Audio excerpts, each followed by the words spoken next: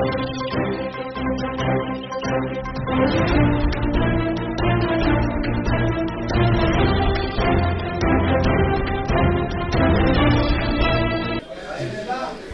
आवाज़ एक खास मुलाकात में आज मुलाकात कर रहे हैं रामकिशोर जी खुटेटा साहब।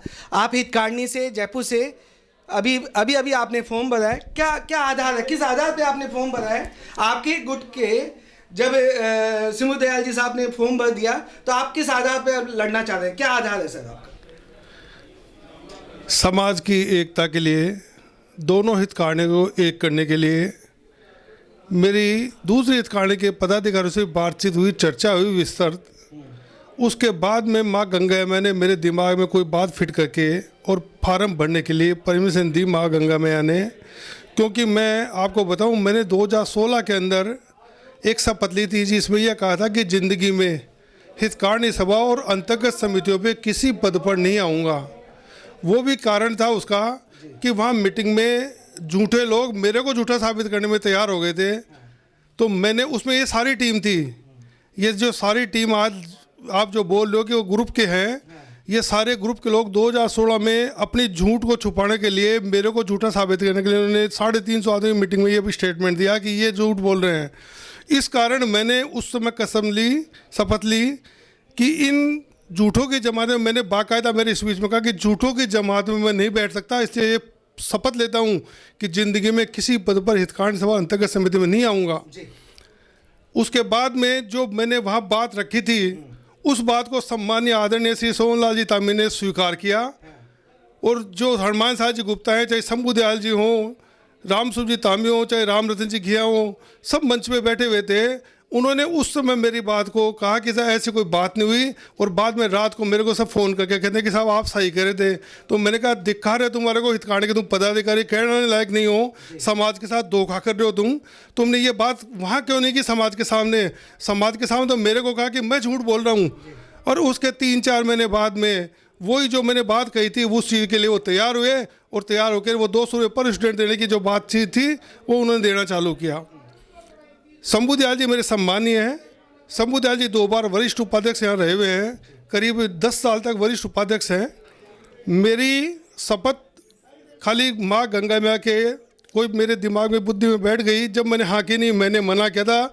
लोगों के बहुत प्रेशर आए थे, ये हनुमान साहब जी हों, चाहे सोहनलाल जी हों, चाहे शंभू दयाल जी हों, सब ने मेरे को निवृत्त अध्यक्ष बनाने के लिए कहा था।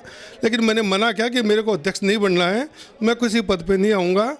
लेकिन ये जो सर्कमस्टेंस मिले एकता के लिए, उस एकता करने के लिए मैंने भाई डॉक्टर दिनेश जी सेठी ने बहुत की, सुरेश जी पाटिल ने बहुत मेरे को प्रेशर डाला कि आप समाज को एक करने की सोचो, शपथ को छोड़ो। अभी समाज एक हो जाएगा तो ज़िंदगी में समाज का नाम रोशन हो जाएगा। और इसलिए आप समाज एकता के लिए शपथ छोड़ के और एक ये फार्म भरो। आपका कहना है कि आप समाज की एकता के लिए चुनाव लड़ रहे हैं और दोनों हितकार्नी को एक करने के बाद आप हितकार्नी एक 6 महीने में एक कर देंगे और एक होने के बाद आप अपना इस्तीफा दे देंगे और फिर से नए सिरे से चुनाव होगा। दोनों हितकार्नी एक होगी, 6 महीने का टाइम पीरियड मैं दे रहा हूँ। दोनों हितकार्नी एक होगी, उसके बाद में जो पूरा विधान बनेगा उसका पूरा लीगल प्रोसीजर से होगा। उसमें मैं आज ही क्लियर कर देता हूँ कि जो दोनों हितकार्नी के अध्यक्ष प्रधानमंत्री और एक कोऑपरेटिव का कोई समाज का बंधु जो एक्सपर्ट है, वो साथ में बैठ के और 3-4 महीने के अंदर सारी समीकरण फिट करके और उसके अकॉर्डिंग विधान के हिसाब से लीगली उसको एक्शन में हम इम्प्लीमेंट करेंगे और 6 महीने के अंदर हम हितकार्नी एक करेंगे। उसके बाद में जो भी चुनाव समिति हम बनाएंगे मिलके चारों जने, वो चुनाव समिति आगे दोनों हितकार्नी के एक साथ चुनाव होंगे। हाँ, ये मैं यहाँ जरूर कहना चाहता हूँ कि जब एकीकृत हितकार्नी के चुनाव होंगे तो मैं किसी पद पर न तो आऊँगा न कोई चुनाव लड़ूंगा। मेरा भविष्य में चुनाव लड़ने का कहीं कोई मानस नहीं है। मैंने तो ये एकता का बीड़ा उठाया है, इसलिए ये चुनाव लड़ रहा हूँ। बाकी समाज के सामने सारी स्थिति क्लियर है कि मेरा व्यक्तिगत जो समाज से लिंक है उसकी क्या पोजीशन है और कोई भी दूसरा कैंडिडेट हो उसकी क्या पोजीशन है। वर्किंग के हिसाब से, एक्टिवनेस के हिसाब से मैंने वर्किंग के लिए भी पूरे 35 साल के लिए मैंने पूरा अपना सारा समाज के लिए हर तन मन धन से समाज के लिए काम आप तन मन से जुड़े हुए हैं, ये तो पूरा समाज जानता है, देखता है। जयपुर में आप सभी तरह से आप मतलब संपन्न हैं, लेकिन समाज हित के लिए चुनाव आ रहे हैं और समाज को सेवाएं देने के लिए चुनाव में लड़ रहे हैं। जी, भूतपूर्व अध्यक्ष हमारे साथ हैं, आप क्या कहना चाहेंगे सेठी जी? आप बड़े मतलब जो कमल जी जो संघर्ष समिति के अध्यक्ष हैं, कमल जी संघर्ष समिति को देख रहे हैं, उन्होंने खुद आगे बढ़ के कहा कि सेठी जी ने समाज हित के लिए, हितकारिणी को एक रखने के लिए सभी तरह के प्रयासों में साथ दिया। तो आपने साथ दिया, क्या क्या भावनाएं रहती है आपकी? ऐसा है, जब से मैंने 3 साल पहले जब हितकारिणी के अध्यक्ष का चार्ज लिया था और सेवाएं अपनी दी थी, तो उस समय से लेकर के और अब तक मैंने जो भी प्रयास किसी भी बंधु या किसी भी संगठन या हमारे गणमान्य महानुभावों ने किए, उसमें मैंने पूरा सहयोग दिया। 2 बार मैंने अध्यक्ष का पद भी छोड़ा और सब कुछ हमने जितना सहयोग हम कर सकते थे वो हमने किया। लेकिन कुछ परिस्थितियां शायद उन कमिटीज़ के सामने से आई, ऐसा नहीं हो सका। अब ये नया बीड़ा जो रामकिशोर जी खुंटेटा ने उठाया है कि 3 महीने 6 महीने के अंदर दोनों हितकारिणियों को एक करके समाज में एक नई शक्ति पैदा होगी, एक नया संगठन पैदा होगा, उसके लिए मैंने श्रीमान रामकिशोर जी खुंटेटा के हाथ मजबूत करने के लिए समाज से मैं आग्रह करता हूं कि इनके हाथ मजबूत करें और हमारी की जो समाज की एकता के लिए जो भी हमें करना चाहिए वो करना चाहिए। और मैं इसके लिए श्री रामकिशोर जी खुंटेटा का बहुत आभारी हूं कि उन्होंने हमारे इस अनुरोध को स्वीकार किया और इसकी एकता के लिए ये जो भी प्रयास करेंगे, जो भी सेवाएं लेना चाहेंगे, हम इनको अपनी सेवाएं देंगे। और मेरी शुभकामनाएं इनके साथ है कि हमारा खंडेलवाल समाज जयपुर एक हो, हम सब एक हैं, एक रहें और संगठन के साथ खंडेलवाल समाज को उन्नति की ओर अग्रसर करें। आपसे चर्चा जारी रखते हैं। इसी बीच सुरेश जी पाटोदिया साहब हैं हमारे साथ। सुरेश जी, आप बड़े कतावर समाज के लिए भी लीडरशिप करते हैं और पार्टी में भी लीडरशिप करते आए हैं। किस तरह से देखते हैं इस चुनाव को, हितकारिणी को, और हितकारिणी में जो 15-20 साल से जो खेल खेला जा रहा है, क्या खेला है, थोड़ा आप खुल के बताएं। देखिए, मैं 1978 से खंडेलवाल समाज के अंदर पूर्ण रूप से सक्रिय हूँ। चाहे वो हितकारिणी हो खंडेलवाल समाज की, चाहे महासभा हो, चाहे समन्वय समिति हो। लेकिन बड़े दुख के साथ कहना पड़ रहा है कि समाज एकता के लिए अनेकों बार प्रयास किए गए। संघर्ष समिति, शिक्षण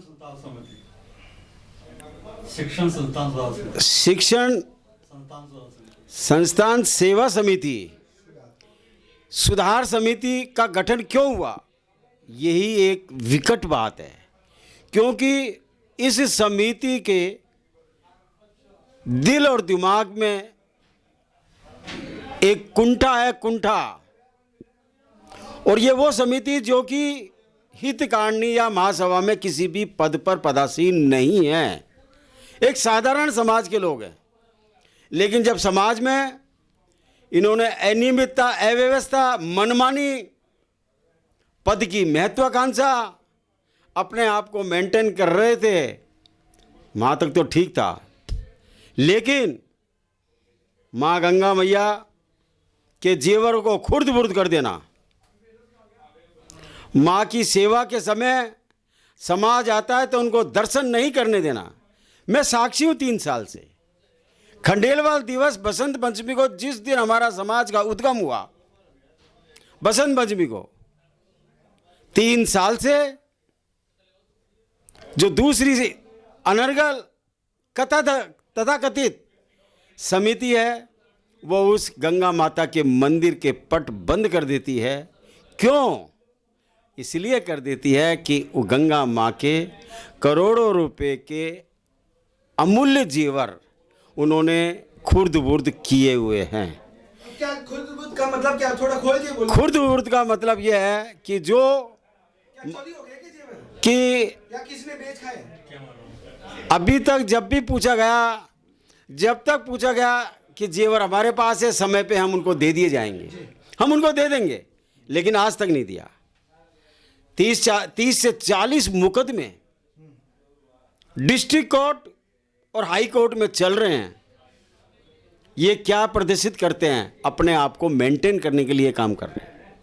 अब आज समय आया, मैं भी 44 साल से अनवरत खंडेलवाल समाज की सेवा अनवरत कर रहा हूं, और मैं देख रहा हूं मैं और मेरा समूह उनके साथ लगते हैं जहां की न्याय प्रक्रिया ठीक ठाक है, अच्छी है, समाज के हित में है।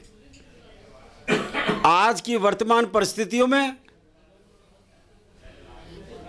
अगर संघर्ष समिति ने भी हमें आशीर्वाद दिया है, और भाई रामकिशोर जी खुटेटा महत्वाकांक्षी नहीं है और न भविष्य में होने वाले हैं, न पद के लिए महत्वाकांक्षी है।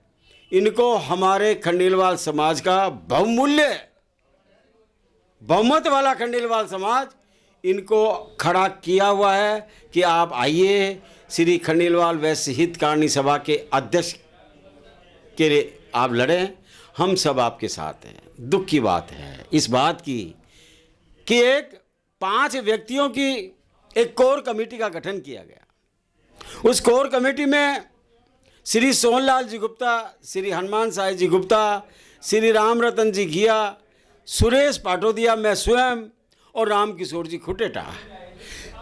मीटिंग 3 हुई।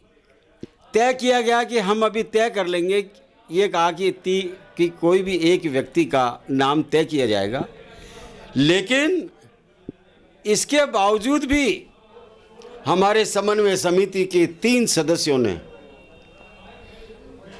ग्रुप को तोड़ के और शंभू दयाल जी गुप्ता को अपना उम्मीदवार बनाया, जबकि उस समिति में हमारी कमेटी में किसी तरह का कोई निर्णय नहीं हुआ था। और दुख इस बात की है कि अमानत में खयानत शब्द मैं इसलिए यूज कर रहा हूं कि वो जो कोर कमेटी के सदस्य थे वो भी उनके साथ में, शंभू दयाल जी के साथ में नॉमिनेशन भराने के लिए साक्षी हैं, उपस्थित थे। तो इसका मतलब यह है कि वो चाहते हैं कि हम वो जो चाहें वो ही अध्यक्ष बने।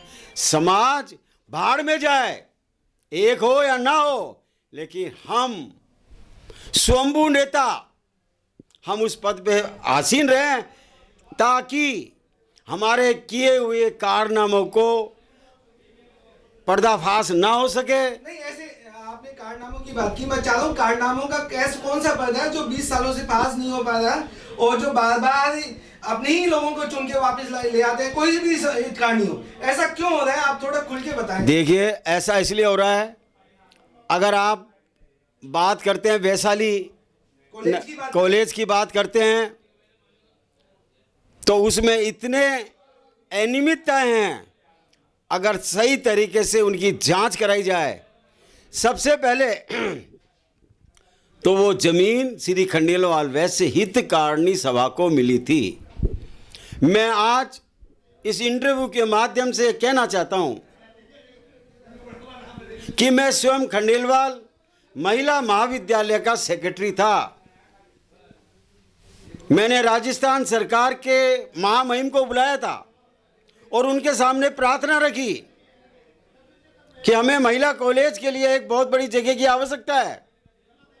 उन्होंने हमें राजभवन में बुलाया, हमसे चिट्ठी ली और उन्होंने राज्य सरकार को प्रेरित की। जैसे ही आज साक्षी है, मैं चेतावनी और दावे के साथ कह सकता हूं कि पहला लेटर जमीन का जो मिला वो श्री खंडेलवाल वैश्य शिक्षा समिति हमें मिला, महिला कॉलेज को मिला। लेकिन हमारी भली मानसता थी कि जब जेडीएस से चिट्ठी आई तो हमने कहा कि हमारी श्री खंडेलवाल वैश्य हितकारिणी सभा शीर्ष संस्था है, चूंकि इसके अंतर्गत जितनी भी समितियां चलती है वो उन सबका कंट्रोल श्री खंडेलवाल वैश्य हितकारिणी सभा करती है। लिहाजा इस पत्र को हमने सह धन्यवाद श्री खंडेलवाल वैश्य हितकारिणी सभा को सौंप दिया था। लेकिन आज दिन तक श्री खंडेलवाल वैश्य हितकारिणी सभा का जब अध्यक्ष जाता है मंच पर तो एक साधारण पदाधिकारी की हैसियत से उसको बैठा दिया जाता है, और वो लोग जिन्होंने ये एक और ट्रस्ट बना लिया, और ट्रस्ट बना के आजीवन का मतलब है कि मरने तक वो उसके पदाधिकारी रहेंगे। ये एक घपले की पहली निशानी है। आप घपले की बात करते हैं, लेकिन सोहन जी का तो चेहरा इस तरह से समाज में बताया गया है कि उन्होंने बहुत बड़ा त्याग करके खंडेलवाल मतलब जो कॉलेज बनाया है, बहुत बड़ा त्याग किया। आप थोड़ा और खोलें इस बात। देखिए सोहनलाल जी तांबी दिखने में बहुत सीधे हैं, बहुत घिनौने हैं, बहुत घिनौने हैं। आप ऐसा सही बोल रहे हैं? बिल्कुल सही बोल रहा हूं। वीडियो बन रहा है आपका? बिल्कुल वीडियो बन रहा है, पूरे देश में इसको दिखाया जाए। मैं आज भी चेतावनी और चैलेंज देता हूं। क्या घिनौनी मतलब हरकत ये की है, उन्होंने अपने मनचाहे लोगों को पदाधिकारी बनाया, सार्वजनिक रूप से कभी चुनाव नहीं किए। चुनाव की जब बारी आई तो कोई ना कोई कारण से स्थगित किया गया, कोर्ट से भी स्थगन आदेश आया। बावजूद उसके जिस दिन चुनाव था, स्थगन आदेश आता है कोर्ट का कि चुनाव स्थगित किए जाते हैं अभी जब तक ये सारी चीज़ें सामने नहीं आ जाती। बावजूद उसके अगर आज भी देखा जाए, देवस्थान संस्थान के अंदर उनके खिलाफ एक फाइल खुली हुई है। समाज को मालूम ही नहीं है, और देवस्थान बार बार में उनसे पूछ रहा है कि भाई ये दो संस्था कैसे, आपकी संस्था को सर्व मान्यता कैसे दे सकते हैं? एक रजिस्ट्रेशन पर दो हितकारिणी की संस्थाओं को चलना टेक्निकली गैर कानूनी हो गया। ये गैर कानूनी है, ये विश्वासघात है, ये समाज को मिसगाइड करके पैसा इकट्ठा करते हैं। पैसे का उपयोग कितना होता है ये तो जब ऑडिट ही होगी, मैं तो कहता हूं कि इसकी ऑडिट तो कोऑपरेटिव सोसाइटी से नहीं, एजी ऑफिस से होनी चाहिए। अगर एजी ऑफिस, चूंकि राज्य सरकार केंद्र सरकार की सभी संस्थाओं की ऑडिट एक एजेंसी है, महालेखाकार, उस महालेखाकार से इनका अगर ऑडिट होगा तो दूध का दूध और पानी का पानी हो जाएगा। फिर इसके बाद इनकी भागदौड़ जो समिति में पदाधिकारी की बनने की होंगी, शायद ये बनने से पीछे और वंचित रहे। कमल जी, आप खंडेलवाल शिक्षण सुधार समिति में लगातार संघर्ष करते हैं, 3 से 4 सालों से मैं खुद देख रहा हूँ। किस तरह से क्या संघर्ष है आपका जो खत्म ही नहीं हो रहा, और कौन सी हितकारिणी की एकता की बात कर रहे हैं आप, थोड़ा बताएं हमारे व्यूअर्स के सामने। देखिए अरुण जी, किसी समाज की प्रगति का आईना होता है कि उस समाज को शहर में कितने स्कूल है, कितने कॉलेज है, कितने डायग्नोस्टिक सेंटर है, कितनी धर्मशालाएं हैं जिसमें अपने परिवार के लोग भी आएँ तो उनको ठहरा सके। अगर इस पैमाने पे हमारे खंडेलवाल समाज को रख के देखते हैं तो हमारा खंडेलवाल समाज करीब 100 साल पीछे होगा एक्चुअल में। 100 साल पीछे हो गए? हाँ, इस हिसाब से कुछ है ही नहीं। आप अपने बच्चों को किसी खंडेलवाल स्कूल में भर्ती करवा सकते हैं क्या? 4 करोड़ की प्रॉपर्टी आप 100 साल की बात कर रहे हैं जिस पे आप बैठे हैं। प्रॉपर्टी तो है मगर खुद लोगों के निजी काम में आ रही है। मैं बताऊं आपको, जिस दिन समाज से 2 विचारधाराओं का अंत होगा उस दिन खंडेलवाल समाज में असली एकता दिवस मनाया जाएगा। 2 विचारधाराएं कौन सी है? एक चंद्रमोहन बटोड़ा विचारधारा, एक सोहनलाल तांबे विचारधारा। ये सन 2002 में सोहनलाल तांबे जिस दिन आए थे उस दिन ये विचारधारा लागू हुई थी। आज तक सन 1946-47 में रजिस्टर्ड हुई संस्था के बहुत सारे अध्यक्ष हुए एक्चुअल में, मगर क्या कारण रहा? जब सोहनलाल तांबी इसके अध्यक्ष बने तभी खंडेलवाल वैश्य हितकारिणी सभा जैसी गौरवमयी संस्था, हमारी माँ समान संस्था का विभाजन हुआ। ये अध्यक्ष के दायित्व होता है कि इसका विभाजन क्यों हुआ। श्री सोहनलाल तांबी ये कहते हैं कि मैंने KVGIT का अलग गठन इसलिए किया कि उसका लोगों का हितकारिणी सभा पर विश्वास नहीं था। मैं सोहनलाल तांबी जी को चैलेंज देता हूँ, आज उन्होंने समाज में जो कुछ भी मान सम्मान कमाया वो खंडेलवाल वैश्य हितकारिणी सभा के अध्यक्ष के रूप में कमाया। सन 2002 में सोनलाल तांबे जब हितकार्नी सभा के अध्यक्ष नहीं बने थे, कितने लोग खंडेलवाल समाज में सोनलाल तांबे को जानते थे। वो तो समाज के लिए ही है, समाज आज जो कुछ भी दिया उन्होंने को खंडेलवाल वैश्य हितकार्नी सभा के अध्यक्ष के रूप में दिया है।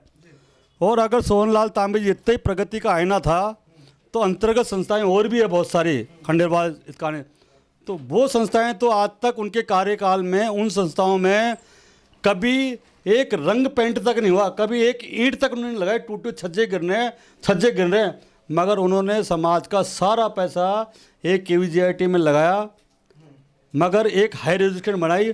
अब बच्चा कोई सीधा LKG से जाके सीधा KVGIT में चल जाएगा ना। पहले बच्चों के लिए आप बेसिक एजुकेशन के लिए आज हमारे समाज का दुर्भाग्य है, सन 2004 तक हम समाज जितने भी समाज है जयपुर में, भले माहेश्वरी समाज हो, जैन समाज हो, ओसवाल समाज हो, सिंधी समाज हो, अग्रवाल, इन सभी समाजों में हम शिक्षण संस्थाओं में बहुत मीलों आगे थे।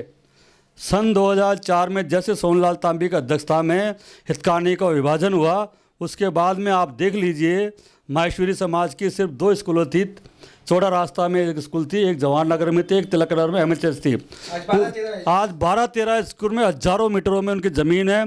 आज माहेश्वरी समाज के संस्थाओं में करीब 28,000 बच्चे उसमें पढ़ लिख रहे हैं। और हमारे समाज में का दुर्भाग्य है कि समाज के 2.5 लाख खंडेलवाल समाज जयपुर में होंगे। जल्दी बताइए, आरोप लगाइए, आरोप क्या है? किसी भी विधान 4 साल से आप संघर्ष कर रहे हैं, क्या आरोप है आप? किसी भी विधि के विधान में नहीं लिखा कि एक ही रजिस्ट्रेशन पे 2 संस्थाएं चले, मगर संस्थाएं 2 के आधार चलाओ, मगर समाज का डेवलपमेंट दिखना चाहिए।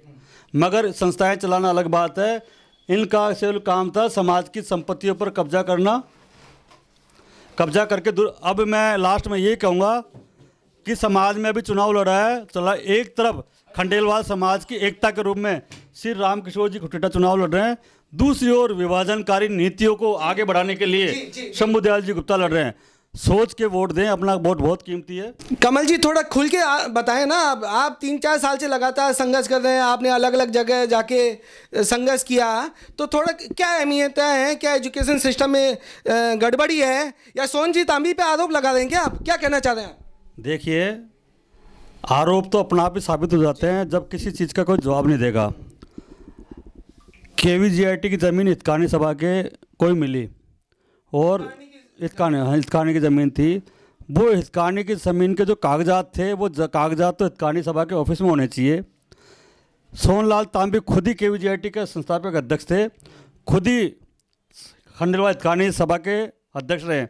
जो MOU साइन करने वाले थे, साइन करवाने वाले भी खुद, साइन करने वाले भी खुद। जो KVGIT और हितकार्नी सभा के बीच जो MOU हुआ उसमें क्या लिखा गया, इसकी जानकारी आज तक किसी भी अध्यक्ष को नहीं है। खुद डॉक्टर दिनेश सेठी साहब है। क्या मैं डॉक्टर साहब से पूछ सकता हूं जो MOU की कॉपी है हितकार्नी सभा के अंदर है? आपने नहीं है ये। और मैं आपको ये भी जानकारी देता हूं कि अब तक क्या है कि हनुमान साहिब जी और तो सोनलाल तांबे जी की तरफ से खड़े हुए थे, इन्होंने KVGIT में ऐसे अमेंडमेंट कर रखे हैं जिनके अप्रूवल के लिए 5 अमेंडमेंट कर दिए, जिनके अप्रूवल के लिए क्या हितकार्नी सभा की जरूरत थी एक्चुअल में, मगर चूंकि डॉक्टर दिनेश सेठी लर्नेड आदमी, पढ़े लिखे आदमी है, इन्होंने उस अमेंडमेंट पर हस्ताक्षर करने से मना कर दिया। आया था क्या पेपर? हाँ, आपके पास पेपर आया था क्या? अमेंडमेंट थे क्या, चेंजेस थे, ऐसा आपने अहमियत मानी और उसको साइन किया? KVGIT ट्रस्ट ने एक एप्लीकेशन विधान में संशोधन हेतु देवस्थान विभाग को दी थी जी। वो उसमें हितकार्नी को उन्होंने कोई जानकारी नहीं दी, जबकि वो हितकार्नी के द्वारा ये गठित बोलते हैं ट्रस्ट को, तो ये हितकार्नी की जिम्मेदारी है कि उसको वो एंडोर्स करते। जब मेरे को ये मालूम पड़ा तो मैंने देवस्थान विभाग से निवेदन किया और इनके ट्रस्ट के अंदर जो अमेंडमेंट होने वाले थे उसको मैंने रुकवा दिया कि जब तक खंडेलवाल वैश्य हितकार्नी सभा जो कि आप जिनके द्वारा गठित आप अपने ट्रस्ट को मानते हैं, तो आप अलग से इस तरह के ट्रस्ट के अंदर अमेंडमेंट नहीं कर सकते। वो मैंने उस समय रुकवा दिया था, लेकिन उसके बावजूद फिर से अभी रिसेंटली थोड़े दिनों पहले उन्होंने विधान के अंदर फिर से संशोधन कर दिया, और जिसमें हितकार्नी का कहीं कोई बात उन्होंने ना पूछी, ना कोई लेटर दिया, ना वो इस मामले में बात करते हैं। और ऐसा लगता है कि ये KVGIT ट्रस्ट उन्हीं की अपनी पर्सनल प्रॉपर्टी हो गई। पर्सनल प्रॉपर्टी हो गई, आप ये कहना चाहें सोनजी तांबी का पर्सनल प्रॉपर्टी हो गया। जी कमल जी, आप क्या कहना चाहेंगे जिसमें अहमियत है और क्या अहमियत है? ये सोनलाल तांबे जी अब जो शंभू दयाल जी गुप्ता को जो अध्यक्ष बनाने जा रहे हैं, लड़ाने जा रहे हैं, उनका कोई उनसे शंभू दयाल जी को प्रेम नहीं है, समाज इससे दूर दूर तक कोई वो नहीं है। सिर्फ अपने जो अमेंडमेंट किए थे उनको सबको अप्रूवल स्थानीय सभा से करवा सके, इसलिए शंभू दयाल जी गुप्ता को उन्होंने मोहरा बना के और कैंडिडेट बना रहे हैं। बड़े आदमी 85 साल में उम्र में सोनजी तांबी का मोहरा बन गया, आप ये कहना चाह रहे हो क्या? देखिए साहब, ये तो मैं नहीं कहूँगा, आज तक पूरा समाज जानता है कि शंभू दयाल जी कौन है, किसके इशारे पे चलते हैं। ये मेरे कहने से मैं कहूँगा छोटी बातें लगेगी, ये कहीं भी पूछ सकते हैं एक्चुअल में आप पिक्चर। और मैं कहा हूँ ये हमारे खंडेलवाल समाज की नई राबड़ी देवी सरकार होगी अगर शंभू दयाल जी गुप्ता बनते हैं, जो लालू रूपी सोनलाल तांबी के इशारे पे चलेगी। आप इसके इशारा समझ जाइए, आपको समझाने की आवश्यकता नहीं होगी। अभी सुनने में आ रहा है कि सोनलाल जी तांबी किसी गांव में दूर 15-20 हज़ार मीटर को ज़मीन देख रहे हैं, उसको अंतर्गत कान लेने की जगह वो केवीजीआरटी के अंतर्गत लेना चाह रहे हैं। यानी जब अंतर्गत संस्था जब केवीजीआरटी की ज़मीन हितकानी सभा की है तो उसका प्रॉफिट समस्त अंडर हितकानी सभा के होना चाहिए। जो भी ज़मीन ले लें उसके ऊपर भी हितकानी सभा का ही होना चाहिए, मगर वो अलग से अमेंडमेंट करवा के इसका जो प्रॉफिट है, ओवर है, चंदा है, ये सारा कुछ हितकानी सभा के टेवर करना चाहता है खुद के अंतर्गत, केवीजीआरटी के अंतर्गत। सुरेश जी पाटोरिया साहब के पास वापस आते हैं। और सुरेश जी तो पुरानी टीम में सोनजी तांबी के कंधे से कंधा मिला के काम किया हुआ है आपने, तो क्या अहमियत देखी आपने, फाइनेंशियल अहमियत क्या देखी जो आप अलग होके रामकिशोर जी को खुटेटा को आप समर्थन दे रहे हैं? ये आपने प्रश्न ही गलत किया मेरे से कि मैं कभी सोनलाल जी तांबी की टीम में था ही नहीं। अच्छा जी, कभी नहीं था, मैं कभी उनका फॉलोअर नहीं रहा। सहयोगी तो रहे। लेकिन जैसे ही वैशाली नगर में खंडेलवाल जो इंस्टीट्यूशन बना, इनको ट्रस्ट का मेंबर तक नहीं बनाया। देखिए मैं चूंकि 17 साल अनवरत सारी शिक्षण संस्थाओं का सचिव रहा और राज्य सरकार से 90% एडेड संस्था बनवाई, अनुदान लिया। अगर अनुदान जैसा लिया, जिस समय मदन लाल जी खुराना राजस्थान के राज्यपाल थे, वो कागज आज मौजूद है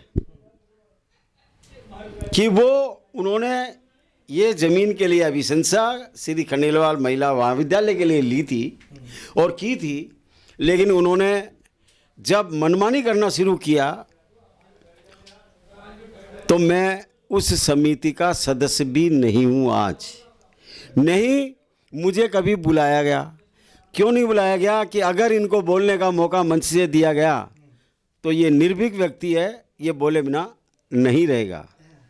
मैं इस मंच के माध्यम से कहना चाहता हूँ कि वो महिला जो टेक्निकल कॉलेज है वो झूठी बुनियाद पर टिकी हुई है। अगर उसका ऑडिट तरीके से किया जाए और देवस्थान में जो केस चल रहा है उसका फैसला आए तो उससे पता लग जाएगा कि इन्होंने अब तक जो भी किया वो समाज को भ्रमित किया है और भ्रमित करके उस संस्था पे अपने आप को काबिज करके रखा हुआ है। भाई शंभू दयाल जी, ये पूरा समाज जानता है कि वो उनका थंब का काम करता है, जैसे कहते हैं ना अंगूठा छाप, यस मैन।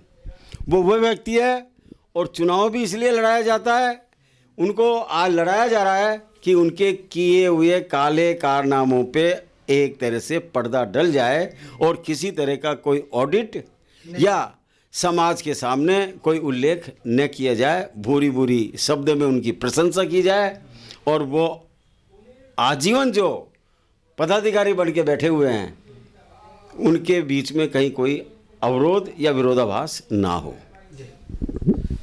कमल जी, एक बार मैं लास्ट में आपसे एक वापस सवाल करना, ये गंगा माता का जो मंदिर है उसमें क्या झमेला है, क्या झगड़ा प्रसाद है, थोड़ा खुल के बताएं। इन प्रॉपर्टियों पे किसका अधिकार है, ये रेंटल है या इसकी जो चीज़ें हैं वो कौन ले रहा है, कौन खा पी रहा है और कौन अपना जीवन यापन कर रहा है? जब से मैंने आंदोलन चालू किया करीब सैकड़ों लोगों के मेरे पास भी फ़ोन आया, सैकड़ों लोगों को मैंने भी फ़ोन किया, गंगा माता मंदिर के जेवर के बारे में विस्तृत जानकारी मांगी। तो लोग कहते थे पहले यहाँ पे एक तो गंगा दशमी के दिन और एक जो अन्नकूट होता था उस पर माँ गंगा का पूर्ण श्रृंगार किया जाता था, मगर पिछले 40 सालों से उसका कोई श्रृंगार नहीं किया गया। किसी को पता नहीं जेवर कहाँ गए। चलो जेवर सुरक्षित भी है मान लिए, मगर एक बार माँ गंगा के जेवर है, एक सुहागिन महिला है, वो भी कभी कभी साल में एक बार तो अपने पूर्ण श्रृंगार करती है। हमारी कुल देवी गंगा माँ, जिसके पीछे खंडेलवाल समाज का पूरा गौरव है, साल में कम से कम एक बार उस माता का पूर्ण श्रृंगार करके दिखा दे। जो समाज के बुजुर्ग लोग हैं अभी भी जीवित, उन्होंने कईयों ने वो जेवर छड़ाए भी है और देखे भी है। किसके पास है जेवर? ये तो पता नहीं है, मैंने सुना है चंद्रमोहन जी बटवाड़ा के पास ये जेवर, क्योंकि पहले इनके पिताजी थे प्रधानमंत्री, उसके बाद में ये बने। गंगा माता मंदिर शुरू से ही चंद्रमोहन बटवाड़ा के और इनके पिताजी के कब्जे में रहा है। अच्छा। वर्तमान में गंगा माता मंदिर पे अंदर जो दुकान है इस पर पूर्ण अंदर की साइड चंद्रमोहन बटवाड़ा का कब्जा है। बाहर की 70% दुकानों पे 40% दुकानों पे उसका कब्जा है चंद्रमोहन बटवाड़ा का। किराया वो लेते हैं जिसका कोई हिसाब किताब नहीं है। 30% ये वाली हितकार्नी सभा लेती है, मगर ये 1 नंबर से किराया लेती है, ये सही बात है। बाकी 40% आपसी फूट की वजह से किराया इसलिए नहीं देते कि पहले है ना एक कर लो समाज को, बाद में किराया देंगे। आज ये आपको ये अभी कैमरामैन सामने दिखाएंगे जो गंगा माता मंदिर का कार्यालय है पुराना, इस पे दोनों गुटों का कब्जा करके ताला लगा रखा है। बहुत सारे समाज बंधु ये कहते हैं कि इस मंदिर के पीछे की दीवार तोड़ के इस कार्यालय से सारे जो डॉक्यूमेंट्स है वो चंद्रमोहन बटवाड़ा एंड टीम ने गायब कर दिए। अगर है नहीं किए तो दोनों पक्षों से मैं अपील करता हूँ, गंगा माता के मंदिर के जो गेट पे ताले लग रहे हैं खुलवा के देख लीजिए। अंदर टूटा हुआ मलबा ही मलबा दिखेगा, क्योंकि बाहर से तो प्लास्टर कर दिया, अंदर मलबा ही मलबा, कोई डॉक्यूमेंट्स प्रूफ इस कार्यालय में नहीं है। जी, आप अध्यक्ष रहे हितकार्नी के, तो जो आपके टाइम पे किस तरह से व्यवस्था थी, आपने किस तरह की व्यवस्था चलाई, थोड़ा सा? नहीं, यहाँ जैसे दोनों हितकार्नियाँ जब 2002 के बाद से कार्य कर रही थी, तो जो सोहनलाल जी तांबी वाली हितकार्नी थी उसका मैं 3 साल पहले अध्यक्ष बना। तो जी ये गंगा मंदिर है, शास्त्री नगर कॉलेज है, और संसार चंद्र रोड पर जो बालिका विद्यालय वगैरह है उन पर श्री चंद्रमोहन जी बटवाड़ा ग्रुप का ये अधिकार था। और गंगा मंदिर में तो हमको घुसने भी नहीं दिया जाता था, जैसा कि अभी जो शोभा यात्रा निकली उसके अंदर भी आम समाज को दर्शन करने से वो वंचित बहुत कर बड़ी दिया बात है कि समाज का मंदिर होने के बाद भी समाज के आम आदमी, समाज के लोग वहाँ पे दर्शन नहीं कर सकते। जी, और कुछ कहना चाहेंगे? अभी रामकिशोर जी जो खड़े हो रहे हैं, रामकिशोर जी खुटेटा साहब, इनके पक्ष में क्या कहना चाहेंगे कुछ? मैं रामकिशोर जी खुटेटा जी की बढ़ाई करूँगा कि उन्होंने समाज के सब बंधुओं का अनुरोध स्वीकार किया, और हमने ये कहा कि ये सारा संगठन आपके साथ है, आप समाज की एकता के लिए जो भी प्रयत्न करेंगे पूरा समाज आपके साथ है, और उसका एकीकरण समाज का होना चाहिए, जो कि खंडेलवाल समाज के लिए आज अहम आवश्यकता है। और अभी राजस्थान में भी लोकसभा के चुनाव होने जा रहे हैं, और ये हमारा गौरव है कि श्री प्रवीण जी खंडेलवाल को चांदनी चौक दिल्ली से खंडेलवाल समाज का एक प्रतिनिधि के रूप में जो है वो पेश किया जा रहा है। तो ये क्योंकि खंडेलवाल समाज उन्नति करेगा, खंडेलवाल समाज प्रगति करेगा, और वो तभी संभव है जब तक एकता नहीं होगी। और एकता के लिए हम रामकिशोर जी खुटेटा के हम हाथ मजबूत करना चाहते हैं, ये आगे बढ़ें और खंडेलवाल समाज की एकता करा करके हमारे समाज को उन्नति की ओर ले जाएं। जी, आज रामकिशोर जी खुटेटा अध्यक्ष बनने जा रहे हैं, बनेंगे भी। इसमें बहुत बड़ा बलिदान, मैं माननीय हमारे भाई श्री शंकर जी टोडवाल का भी आभार व्यक्त करता हूं। जैसे श्री रामकिशोर जी खुटेटा ने उद्देश्य व्यक्त किया, मैं दोनों हितकार्नी सभाओं के एकीकरण के लिए चुनाव लड़ रहा हूं, वैसे श्री शंकर जी टोडवाल ने बड़ा हृदय रखते हुए अपना अध्यक्ष पद से बलिदान देकर श्री राम जी खुटेटा को बिना शर्त इस्तीफा दिए, वो बिना किसी शर्त रखे अपना समर्थन दिया। इस बलिदान के लिए खंडेलवाल समाज हमेशा इस बलिदान के लिए श्री शंकर जी टोडवाल भाई साहब का याद करेगा, सम्मान करेगा। बहुत बहुत आभार श्री शंकर जी टोडवाल भाई साहब। आपने अध्यक्ष पद का फॉर्म भरने के लिए रेडी थे, फिर आपने क्यों छोड़ा? और क्या क्या कहना चाह रहे हैं रामकिशोर जी खुटेटा साहब के लिए? मेरा ये था कि गत 2 बार चुनाव हुए तब भी मैं अध्यक्ष प्रत्याशी के रूप में आना चाह रहा था, लेकिन समाज हित में भाई समाज के बुजुर्गों को स्थान दिया जाए, इसलिए मैंने अपना स्थान छोड़ करके त्याग करके अब मैं क्योंकि सेवानिवृत्त हो चुका, मेरे पास समय भी था, मैंने चाहा कि समाज का मैं कुछ कार्य करूं, इसलिए अब के मेरा विचार था कि मैं समाज का अध्यक्ष के रूप में आ सकूं। इसके लिए हमारे जो कोर ग्रुप पूरा था, समाज के बुजुर्ग, इन सबसे मैंने बात की और ये रखा कि भाई मैं चुनाव का प्रत्याशी हूँ। इसी पीरियड में हो सकता है कि मेरे से कोई उनकी नाराज़गी हो और भी कोई कारण हो, तो वो ये नहीं चाहते थे कि मैं अध्यक्ष बनूं, वो उनकी इच्छा नहीं थी। वो ये चाहते थे कि हमारा, क्योंकि ये इंटेलेक्चुअल है, राष्ट्रपति पुरस्कृत है, पढ़ा लिखा आदमी है, ज़्यादा समझदार है, समाज में 40-45 साल इसको कार्य करते हो गए, सेवाएं देते हो गए, समाज में हर व्यक्ति इसको जानता है, क्योंकि कल ये हमारी कमजोरियां सामने बाहर लाएगा। तो इस दृष्टिकोण से वो मुझे नहीं चाहते हो, ऐसा मुझे जैसा लगता है। और वो अपने मोहरे के रूप में भाई मेरे बुजुर्ग शंभू दयाल जी को, जो कि 84 रबड़ स्टाम्प के रूप में वो उनको काम में लेना चाहते हैं, ये उनकी मानसिकता हो सकती है। मेरे मन में ऐसी कोई भावना नहीं थी, मैं समाज का ग्रुप का आदमी था और ये सारी टीम उन्हीं की टीम थी, सुरेश जी पाटोदिया जी के आशीर्वाद, क्योंकि हमारा तो एकमात्र सुरेश जी के अलावा और कोई हमारा, हम किसी को नेता नहीं मानते, लेकिन ये ज़रूर है कि ग्रुप में इन सब बुज़ुर्गों को हम सम्मान देते हैं और उसी सम्मान की भावना रखते मैं एक खड़ा होना चाह रहा था। उन्होंने फिर मेरे पास बात आई कि भाई रामकिशोर जी खुटेटा के पास ऐसा कोई प्रस्ताव आया है जिसमें उधर की हितकारिणी के अध्यक्ष और प्रधानमंत्री भी ये सोच रखते हैं कि रामकिशोर जी यदि अध्यक्ष आ जाते हैं इसमें, तो हम समाज को एकता के अंदर ले आएंगे, इससे बड़ी बात कुछ नहीं हो सकती। इसलिए मैंने तुरंत प्रभाव से मेरी सारे फॉर्म की तैयारी को मैंने अलग किया और भाई रामकिशोर जी खुटेटा को मैंने पूर्णतः कहा कि आप अध्यक्ष में आप आगे आइए, मेरा आपको तन मन धन से पूरा सहयोग रहेगा। और यही भावना रखते हुए मैंने उनको अपना खुद का तीसरी बार त्याग करते हुए मैंने उनको अध्यक्ष प्रत्याशी के रूप के अंदर उनको समर्थन दिया। एक अपील रामकिशोर जी से मैं जानना चाहूँगा कि समाज हित के लिए आप खड़ा होना चाह रहे हैं, क्या आप क्या कहना चाह रहे हैं समाज को और किस तरह से समाज हितकारिणी को, दोनों हितकारिणी को एक करेंगे, क्या कहना चाहेंगे? मैं समाज के सामने अपनी बात रखना चाहता हूँ।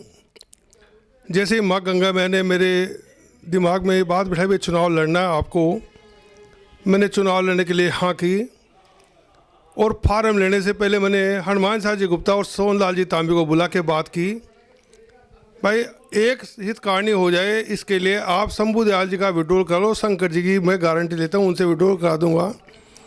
सोहन जी तांबी और हनुमान शाह जी गुप्ता ने यही वर्ड किया था, हमने आके फार्म भरवाया इसलिए हम विड्रॉ नहीं करेंगे, हम चुनाव लड़वाएंगे, हमारी इज्जत का सवाल है ये।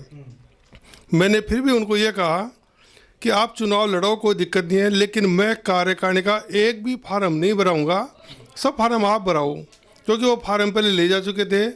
मैंने उनको ये कहा मेरा उद्देश्य है समाज को एक करना, दोनों हितकारिणियों को एक करना। मैं अगर कार्यकारिणी के मेंबर खड़े कर दूंगा पैरेलल, तो समाज में एकता की जगह विघटन हो जाएगा।